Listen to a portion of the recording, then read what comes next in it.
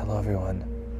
I'm Adam Papagan. Welcome to another episode of There's a Place, the ASMR talk show, the show that feels good to hear. I hope you guys are feeling good out there.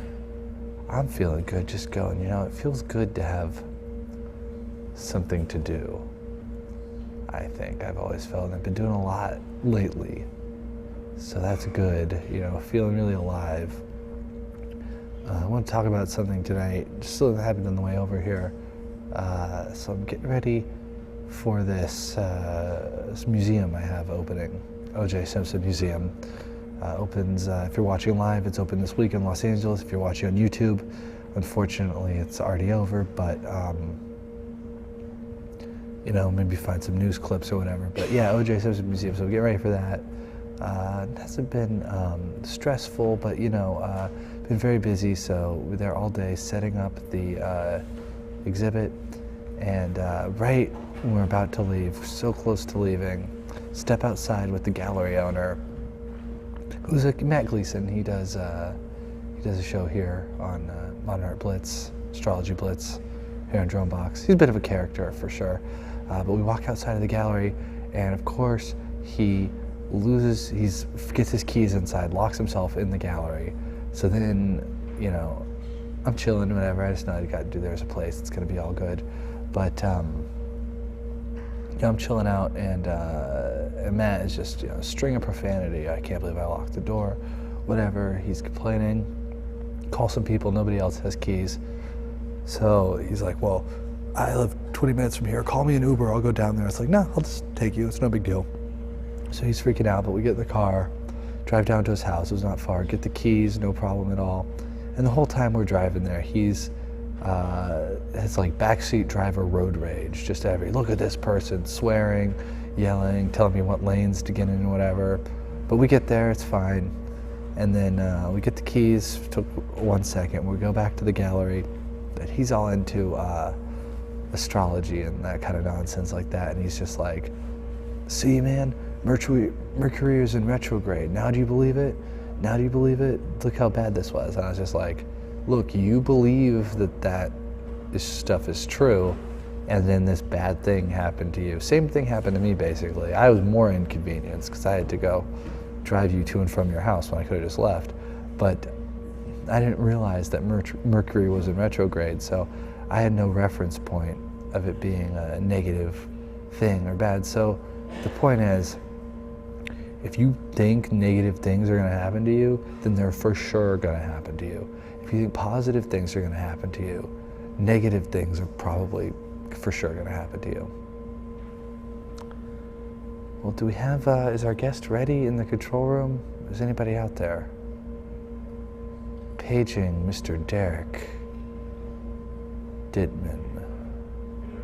Derrick Dedmon, sending out telepathic vibrations. My guest tonight is a producer here at Dromebox. I'm just meeting him now. Ooh, and he's coming, he's laid back. He's got a blunt in his hand. Hey, welcome, Derrick Dedmon. Derrick. Thank you. Hey, what's up? Good to see you. Thank you, nice to see you. So, is that a blunt or is that? Yes, it's a blunt. Oh, Would you okay. like to hit it? Yeah, sure. You know, I don't do drugs on the air, but you know, this is Dromebox, whatever. Right. Are you at all worried about that? Weed is good. I don't look at it as a drug. I think weed is natural. Well, it is natural. It brings people together, relaxes, mellows people out, and just see things clearly, differently. Yeah, no, this is a good opportunity to talk about this. I could kind of come out to the audience at home. Yeah. I'm a regular marijuana user. I have been for many years. Same And yeah, I mean, look, you can overdo anything, obviously, but the way I look at it is it's a hard world out there.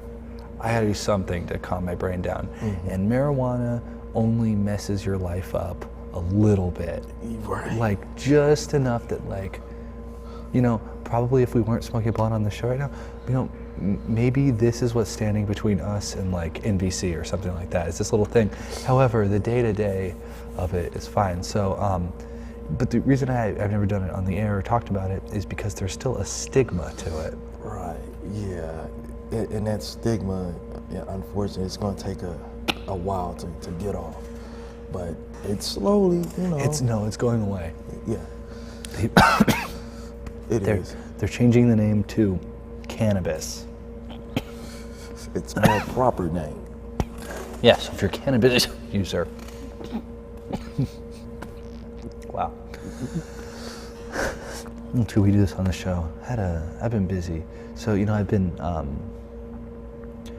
I decided I'm not going to reveal everything on the show. So I wasn't going to mention that we didn't have a guest tonight and you just filled in. So we're not going to mention that or anything like that. But yeah, we're just getting to know each other. It's cool. But you're a producer here. What were you working on over in the control room? Well, I was working on several things. We just did a show recently called The Raffle. Real artists for featured live entertainment. It was sort of like a new artist platform. Unsigned artists, very talented artists performed here this past weekend. Last Thursday we did a show. I also do a internet radio show called Unseen Legion Radio, No Evidence Music. Where do you do that internet? What internet radio do you do it on? It's out of Gardena, and it's called Unseen Legion Radio. Unseen Legion Radio has been around for a good number of years now, and I feel fortunate to join.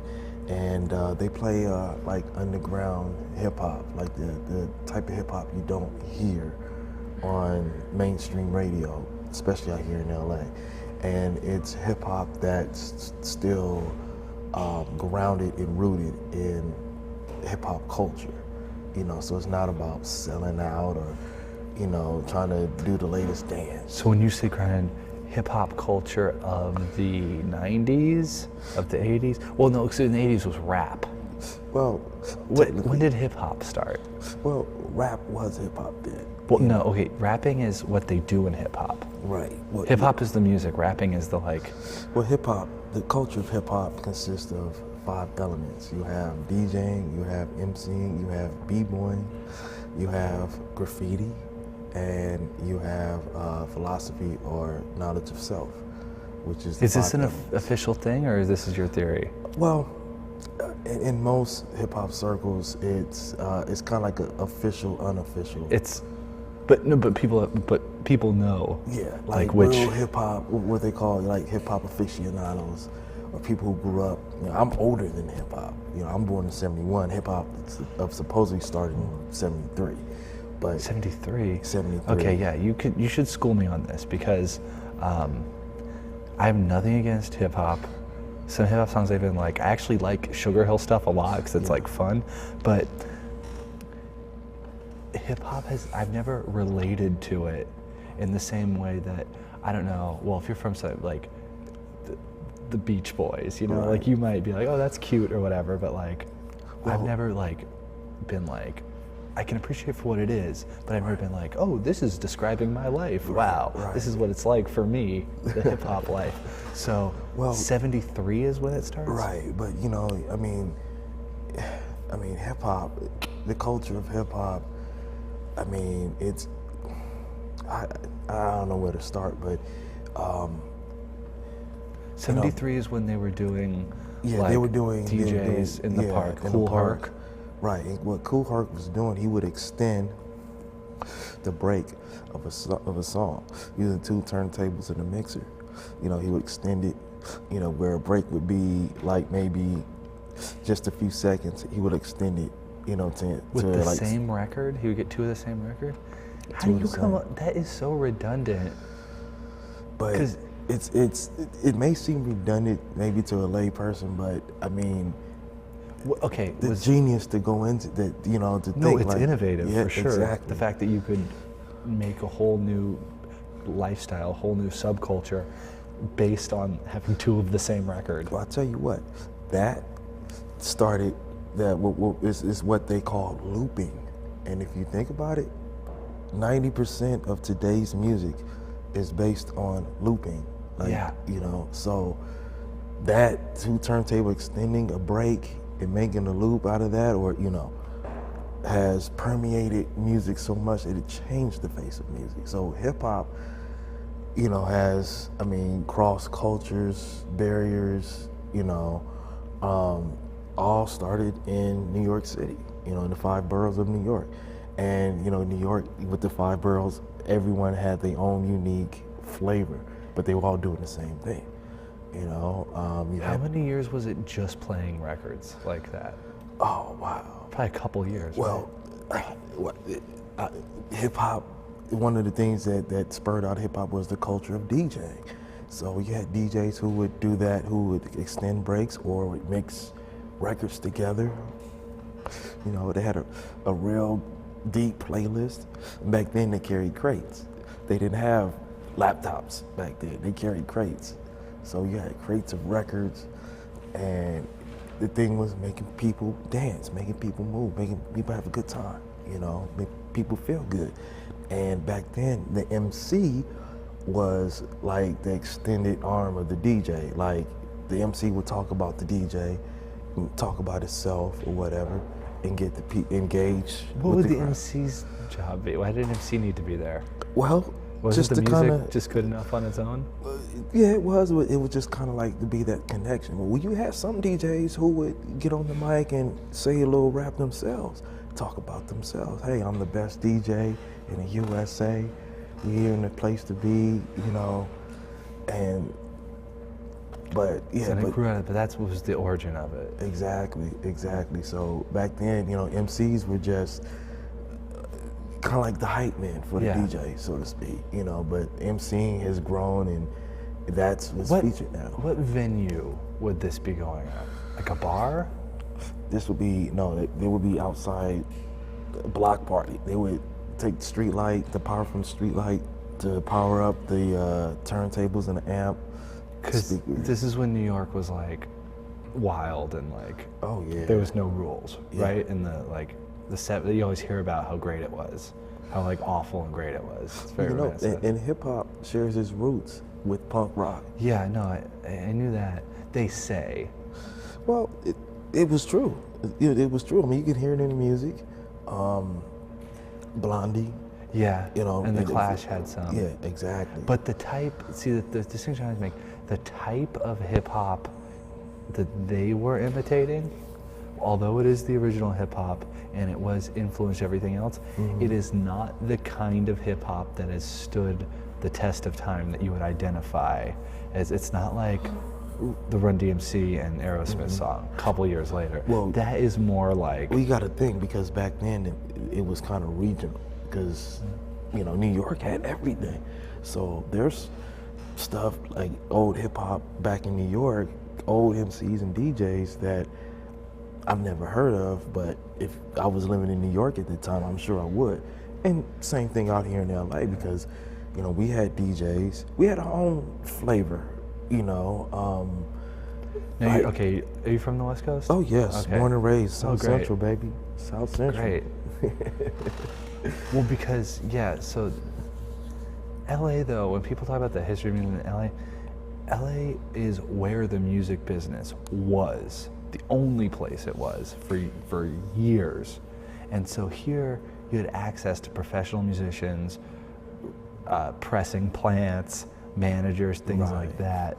So that's why all the music that comes out of LA is kind of like secondhand, you know what I mean? It's always just like the LA version of punk, the LA version of rock, like garage rock or whatever. Sunset Strip, it's all just like British heavy metal, but like, and so it's like more polished and stuff. Right. But hip hop culture in LA, that's like, what was the group Dr. Dre was in? The World Class Wrecking Crew. I've seen a lot of VH1 documentaries about this. Well, you know, VH1 will give you so much, but they're not going to go deep beneath the surface, because they'll have you thinking that Dr. Dre, Eazy, NWA started hip hop in Compton, but really they didn't. You know, there was a guy named Mixmaster Spade. Mixmaster Spade? Yes, there's a guy named Toddy T. Toddy T's a cool name. Yeah, Toddy T and DJ Pooh. Now, DJ Pooh? Yes. You know, I could see why some of these guys didn't really catch No, on. DJ Pooh, as a matter of fact, he co-wrote Friday with Ice Cube. Yeah. Oh yeah, he's a Ice Cube wrote Friday? Yeah, Ice Cube and DJ Pooh. Yeah. The movie? Yes. Ice Cube wrote a movie? Yes. He's written several movies. Really? Yes. I thought he was just an actor. I mean, I know he's in He's an actor, producer, yeah. Well, those you can do, but writing, you actually have to like sit down and do it. Yes. It just seems like he wouldn't have the drive. He wouldn't need to.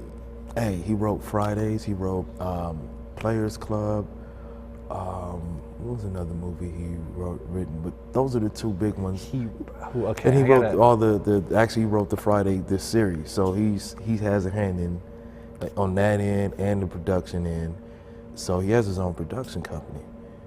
But back to what I was saying though. But you had guys like them, Toddy T, Mixmaster Spade. They used to make these tapes that would circulate throughout the neighborhood, and everybody had it. And they were the ones that put Compton on the map.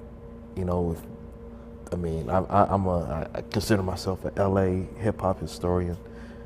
So I tell people that, hey, NWA was cool, but they weren't the ones who put Compton on the map.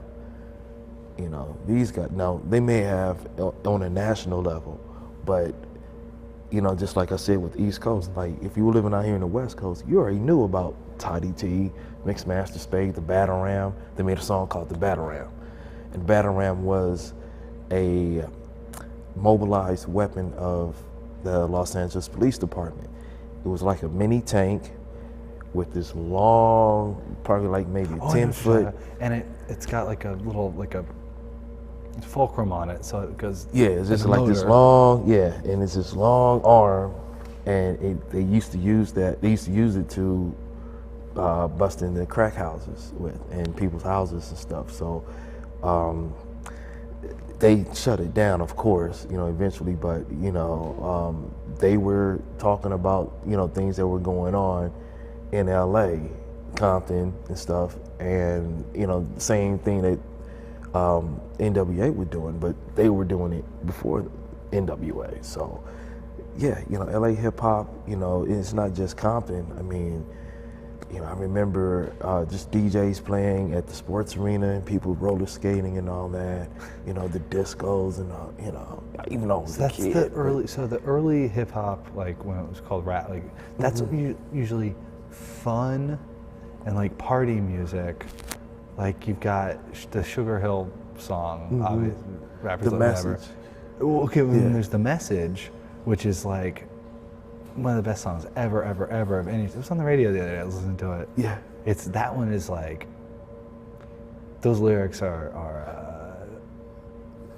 another song. Like you're there with that guy. You're like living in this like awful apartment in New York City when he's like saying that. Yeah.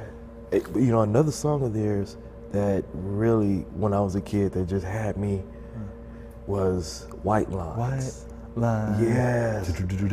That bass line was was killer. And then,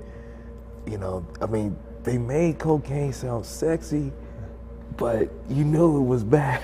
Yeah, and they made in The Message, like they were telling how bad this place was, but it was just like, man, because like the Furious Five were like a gang, not like NWA, like gang, but like how like the Ramones or like the Beatles or like a gang, and they're all like hang out together.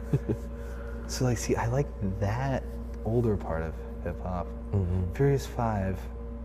Okay, do you know the record that The Message is on? You've heard that record? Yes. That record is wavy because they have that song about Stevie Wonder. Do you know what I'm talking about? Right. Which is like a ballad.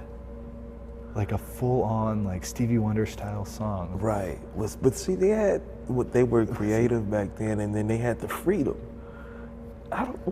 Maybe somebody can get away with that. What is that song about Stevie Wonder? That sounds like nothing else on the album. And the liner notes, they thank Stevie Wonder, too. They go into about like what an inspiration, which he's great, you know. Right. Like, right. I mean, that's so much influence, I guess. And even back then, you know, in the, like I said, early days of hip hop. But, you know, Stevie Wonder is just one of many of influences, you know, and his music has been sampled, you know, of course.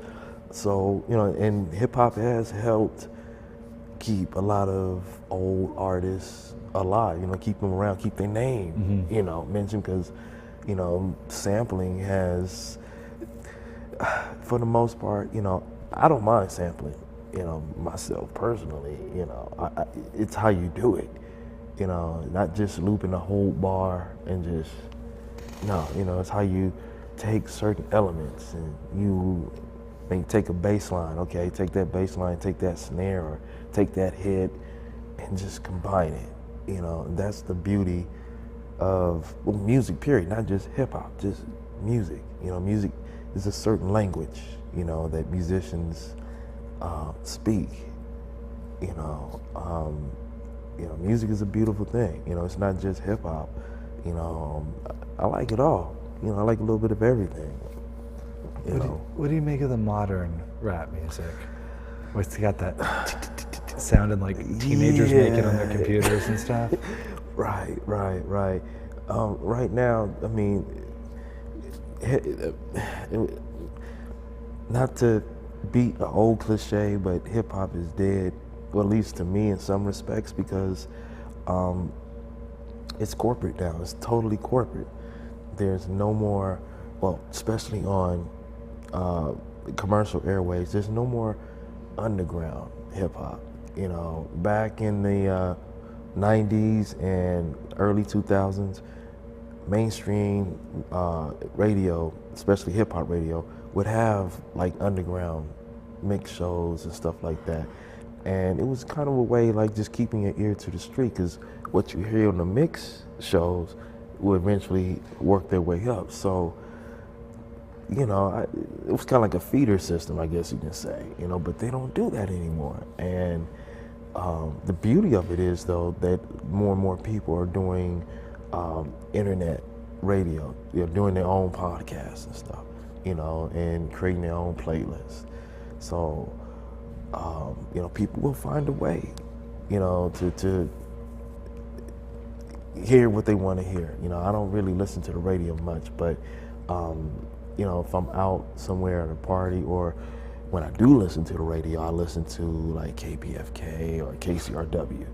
So I listen to one of those. So if I hear something on that station, like, hey, I like that. So I may Shazam it or wait for them to say, and I look them up. You know, I have SoundCloud, I have Google Music. So if there's somebody I really want to know about, if I hear, I have ways of finding them. So, you know.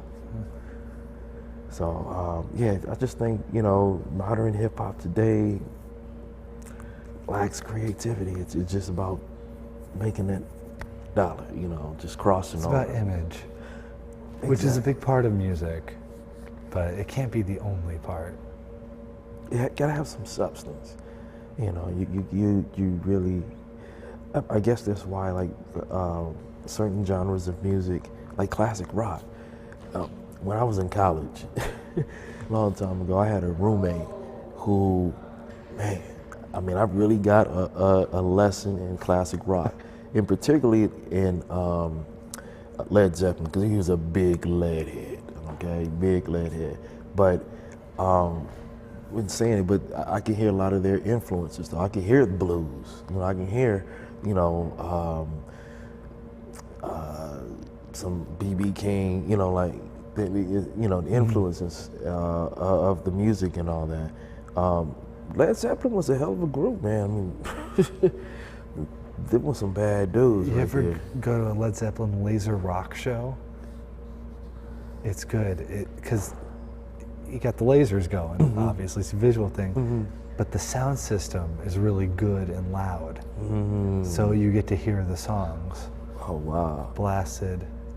It's out in the valley. I don't know if they do it anymore. Okay. But yeah, you get that double sensory experience. Right. Except all the lasers kind of look the same. Oh, okay. You know, there's only so many colors and so many like patterns they can shoot them off. Oh, there's wow. like, then there's like quick, and then there's like, yeah. But if you can ever make it out to the laserium, Okay. check it out. Wow, but man, this is an interesting conversation we're having. I like this. Yeah, well, you know, you get 10 p.m., you get a blunt going. Why and you not? never know. Yeah, have a conversation with a friend. And Yeah. yeah, this is cool. Well, see, that's the problem with the show, is even when you get on a good tangent like that, that's like if we were at like a party or whatever and we started talking to each other, we've been talking about 25 minutes. That's about as long as we could go. You know what I mean? We, at this point, be like, well, I gotta use the bathroom, see you around, dude. You know, so we'd walk. So now, this is the real test right here, where it'll shift. Wow. Well, you mentioned growing up in Southern California. Yes. What neighborhood specifically? I grew up in Neighborhoods.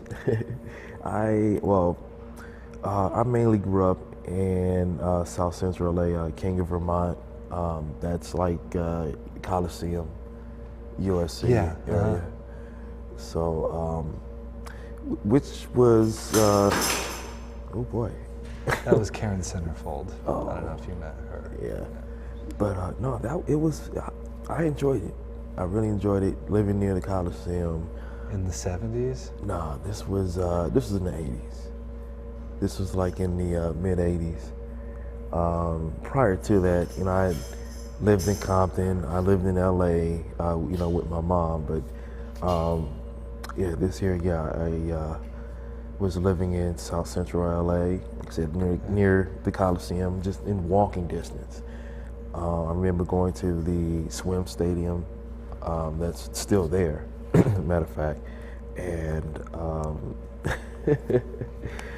going to the Coliseum, watching USC, the Raiders play, pumping people's gas. Afterwards, hey, can I pump your gas? You know, getting like maybe a quarter. Like a hustle, yeah. Yeah, exactly. The hustle. You know, get some donuts. Why do you think Compton is like, besides like NWA, is famous the world over? It's almost as famous as Beverly Hills. But you know, it's notorious. It's notoriously infamous. Infamous, exactly. It's funny because you know Compton. That's where you know George Bush lived in Compton at one point. It was an all-American, Yeah. like just lame suburb, like any of these other cities in LA. Yeah, it was. Matter of fact, some significant people were born in Compton. You know, back in the old days. So, yeah, Compton has changed from you know the 50s, 70s, and on to now. It's kind of weird now. Do you do you think Compton is weird? I wouldn't say it's weird. No, I'm not talking about it's like weird because there's gangs. I mean just like it's like there's weird businesses there, and like the city hall is weird. I mean it's just like forget about economic. And the streets are some of the streets are terrible. It's an interesting city, I would say, because it has a feel to it. You know, it's a working class. You know, it's definitely a working class city. Compton has changed. You know, there's a lot more Mexicans, Hispanics moving in, and a lot of black folks, you know, moving out. You know, still a good number of black folks there, but you know, significant, you know, has moved out. But in Compton, there's like there's the stores. None of the lights are on. And there's no street lights. It's just like pitch black. Oh man. Well, that's another thing. Yeah, because It's no street lights. The streets are. Oh my goodness. There's so many potholes and divots. yeah. You know. It's like you cross into it and you're in it literally in like a movie or something. Yeah. They don't. Well, I'm not gonna say they don't take care of the city, but you know, the city has been embroiled in as far as the city government, the mayor, not the current mayor, but the previous mayors and all that. I don't know. It's just they just haven't really took care of Compton like they should have, and and built the city up like like Beverly Hills. They could make Compton nice, but also too it's the residents. There's still some knuckleheads out there that's gang banging and doing all that negative stuff. So, unfortunately, as long as that's around, but also too, like I said, it's the people who's running the city. There's no reason why the streets should be messed up or street lights should not be on in the city. So I just think the city government down there in Compton need to get their act together. I'll tell you why Compton is weird, objectively, beyond this whatever. Compton has a drive-thru funeral home. Did you know that? A drive-thru funeral home. It has a long, plexiglass window where the coffin can go. And it's so, if you have family members who fight, they don't have to see each other. Or, there's a couple reasons. Or, if old people can't get out of the car, it's easier for them. Or, if there's a gang funeral and they can't all gather because there'll be another drive-by or something. I would say though that the gang thing though, that's the one you're like, oh, let me see. That is that's just coincidence. They didn't design it. They weren't like, hey, there should be a place where gangs can have funerals more easily. It's called Adam's Funeral Home. It's down there in Compton. I was down there once. They let me drive through it.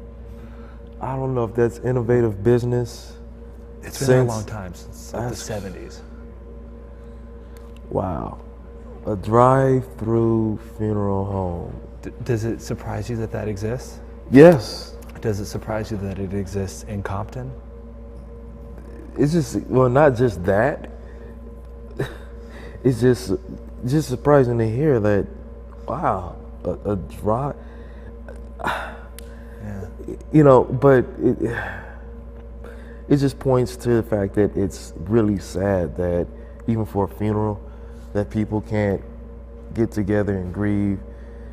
There's got to be some infighting. There's got to be some sort of clash, some sort of war, and that's just unfortunate. You know what I'm saying? That's unfortunate. And then people. You think about the funeral industry taking advantage of people's misery.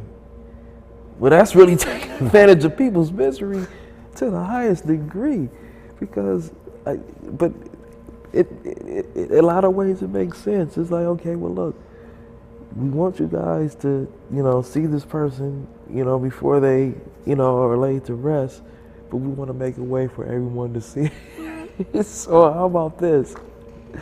We gonna create this drive-through, so you can just drive on through, and I'm sure it's bulletproof glass, so they don't have to worry about if anyone's trying to shoot, the body is safe. Ain't gotta worry about nothing. It sounds like a bad joke or some sort of Chappelle show skit. It sounds too stupid to be a sketch. Like if somebody, right? Like, no, that's dumb. Right, Well, right. Somebody in the writer's room. Flowers or something. It's like you didn't know. Using a drone. Oh my goodness. Yeah. I can see it. Using a drone to fly by the funeral home, and with the camera. Oh, look at him. Oh, have you ever watched someone's funeral on a live stream? Yes. Me too. That was good. I liked that. Whose funeral did you watch, if you don't mind me asking? I'll tell you about mine. Oh, wow. They live streamed James Brown funeral. James Brown? Yeah. That was on TV, though. That was a celebrity funeral. Yeah, well, no, that was, you mean, okay, someone, no, not someone I know, no. No. I had a friend who died in high school, or a high school friend who died like a little after high school. He lived on the East Coast, and they put the funeral on like, you'd use YouTube Live now, but whatever the version of it was, like Stream U or whatever it was called. And so it was good because I couldn't go to the East Coast. However, ads kept popping up. So it was good, but there were also advertisements. I think I would like my funeral to be streamed. They could do it on this show, but no ads. So you'll have a funeral here at Dromebox? Yeah. A Dromebox funeral? I like watching a celebrity funeral on TV. I remember Ray Charles, it was on all the channels. Michael Jackson? Oh my. That was, oh jeez. I entered the raffle to try to go. Really? Yeah, because it was the Staples Center and they were Right. Yeah, you couldn't escape that one. Yeah. Wow. Oh wow, where were you when Michael Jackson died? I was at work, and it was surreal because it flashed. I was on Yahoo, and you're listening to the radio. You're trying to get confirmation. So one report says he's dead. One report, well, we don't know yet. Of course, when those ones, we just didn't want to believe it. Exactly. So, but when they finally confirmed it, it was almost like I don't know, like losing a family member or, someone that you know. And yeah, I just was like, wow, I can't believe it. Like, wow, he's actually dead. And same thing with Prince. It was like, wow. More surprising. Exactly. That one was really, really surprising. That one was more just like, oh, this famous, talented musician is that. The Michael Jackson one, that was like, echoes were felt around the world. The world mourned. Yes. It was strange. I wouldn't, if you had told me when he was living, oh, when he dies, everyone's gonna be sad. Like, everyone's gonna come together on this. I'd be like, no way. Do you think he molested those kids? I don't think he did that. I honestly don't believe he did anything like that. Anything like it or that? Well, I don't think he did that. He didn't touch him? I find it kind of hard to believe too. But he's an older man and in bed with children. What else would he be doing? I mean, we gotta keep in mind though. I mean, he kind of had like a arrested development because he didn't have really much of a childhood. Okay, use that same behavior, same excuse, but someone who can't sing and do music like Michael Jackson. Wow. Like the guy who eventually you work with a guy who has like a high voice and like got his skin bleached and like wants to hang around with children. And he was never in the Jackson 5 or did anything like that. Right? Wow.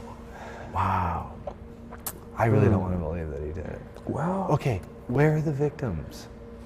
Because the second one, the one that kind of really destroyed him, that was for sure a hoax. Everyone knows that. Yeah. But the first one, shouldn't the victims be, I guess that you wouldn't want to advertise that. I don't know, he's so famous though. If he molested me, I might even brag, at a party. Well, I was molested by Michael Jackson, Thriller. You think you'd hear about. I was touched with the glove. Yeah. Wow. I don't think that one's more up in the air. Okay, I'm sorry if this is a controversial subject, but I'm doing this O.J. Simpson museum right now, and so I always just thought that he did it, but as a black man of a certain age who's seen a lot of stuff over the years in L.A., do you think that he did it? No. You still don't? I didn't from the beginning. Okay, well, I can understand back then not wanting. I can understand not wanting to. I understand not. You still don't think he did it? No, I don't think he did it. First of all, people try to say OJ was big and strong. OJ's knees are shot, and even back then, his knees were shot. And Okay, to then do, who did? Who did? I believe it had to have been some Colombian drug lords, you know, since they had been out. Derrick. No, I'm serious. I mean, the way it was, you know, the way they murdered those people. I mean, it was just like, whoa. Now, I will admit that documentary that they did on ESPN. Yeah. I'm sure you've seen that. Now, the way they presented the evidence, it would. I mean, revisiting this 20-some years later, okay, the way they present it would make you think twice, like, maybe he may have done that. Because they built the fact that, you know, he had this rage and all this other stuff. And then the way, you know, they were executed, you know, and they were murdered, unfortunately. But I still maintain, you know, he may have seen it. He may have seen it, but I don't think he did. I really don't think he did. See, I'm on the exact other side where I really think he did, but I'm like, well, maybe he didn't. See, I'm like, as like that question. It's so. And the reason why I said it about his knees, because, okay, the man played football, and they didn't have the same technology back then that they have now, as far as surgery and, you know, and even down to the, you know, the conditioning and exercises and stuff. So, and they pointed this out in court. I don't know if you remember this. When he went to go see his kids in a play, and his daughter ran up to him, and he bent down, and he winced, you know, picking her up. So, you know, I have knee pains. You know, I had surgery on both knees, so I know, you know, and I never played. I played football in high school, but I never played professional football. I never had, you know, extensive knee surgeries like he had, or like needed knee replacement. So, you know, I don't think he did it. Now, is he an arrogant asshole? You know, coon? Yeah. You know, I'm not saying that, you know, he's just all American. I'm not, you know, but I don't think he would, you know, go the length to want to kill someone like that. You know, not saying, not excusing what he did as far as, you know, the domestic abuse. I'm not excusing that, but I don't think he would. You're giving me a good perspective on it, because I have to talk about this museum and stuff the next couple of days. It doesn't matter if you think he did it or think that he didn't do it. Right. The point is, no one is really sure. No one is sure. No one is sure. And that's why it's so, no one can really be sure. Right. I got some hate mail, because I said that, I was like, do you think he did it? I was like, yeah, I think he did it. You know, like, for whatever. But I'm getting that. But this guy was like, you know, thus he was like, and his email was USC Dave or something like that. Like he had like you'd love the Trojans, obviously. But he emails us and he's just like, we were all set to go. But then Papagan said that he thought OJ did it. Was he there? Does he know everything? Okay, by that standard, how could you be sure of anything? How could you even be sure of your own existence? Like at a certain point, you just have to like decide how you feel about something. But imagine loving a football team so much, you would block out the possibility that one of its best players is capable of murderous acts. Oh, wow. Wow. Yeah, no, that's the point. Look, he may not know, but the point is, nobody knows for sure, except for him and the dog. For all we know, it could have been Marcus Allen. Ooh. I'm just playing. I'm just playing, okay? I'm just bullshitting, okay? You know, but the reason why I said that, because in the documentary, the ESPN documentary, they highlighted that Nicole and Marcus possibly had a little thing going on. So you never know. Marcus probably got jealous, and you know, and the juice was probably there looking like. I don't know. I'm just being silly. I'm just being crazy. You know. Yeah, that's cool. Well, Derrick, this was a lot of fun. Yes. We're almost done, but why are you at Dromebox? Not tonight, but like in general. What are you trying to do? What are you working on? Well, talk about yourself for a second. I'm a producer and director of the Chef Gio show. It's a cooking show that we do here about every other Thursday now here at Dromebox. Started with that. I also direct and help out with the High Tonight show. There's that show. I also help Nolan with the Excellence couple that does the cooking show there. And let's see, what else do I do? Also I'm bringing my radio show, well, not my radio show, personal radio show, but my crew, Unseen Legion Radio, No Evidence Music. We're bringing a show here next month on the 30th. We're looking to take Dromebox music to the next level. We're gonna have live, hip hop, live performances here on the stage, doing interviews here. It's gonna be a very unique music, hip hop, show. How'd you hear about Dromebox? Because I think I've seen you around here before. Well, I'm here for literally 1 hour a week, and that's to do this show. Right. But my cousin Wilbert Knight, he's an assistant coach for the East Los Angeles College women's basketball team. Oh, the coach guy. Right. I've seen the coach. So it was a guy here, Mike Miller. Mike Miller was a coach at LACC.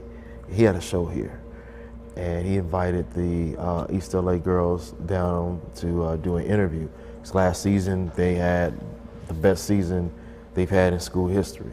So Wilbert came down here with some of the girls on the team, met Nolan, and originally he told Nolan about Chef Gio, our friend Chef Gio, and he's like, hey, Gio would love this place.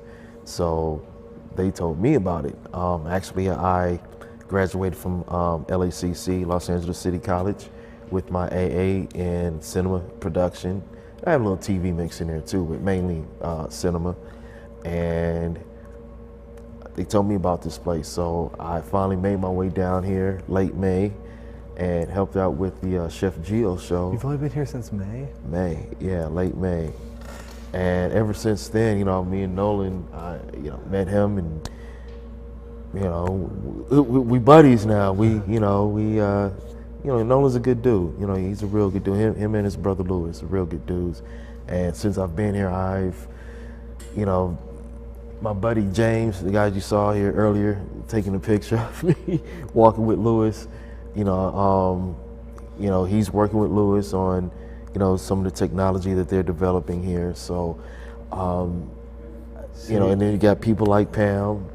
And yourself, and there's a lot of people, cast of characters here that I like. I've really taken to this place, and I'm just trying to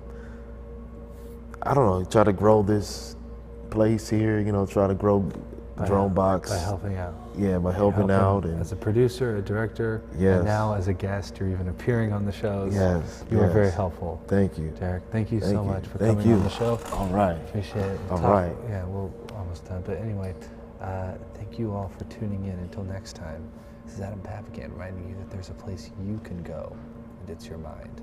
Good night.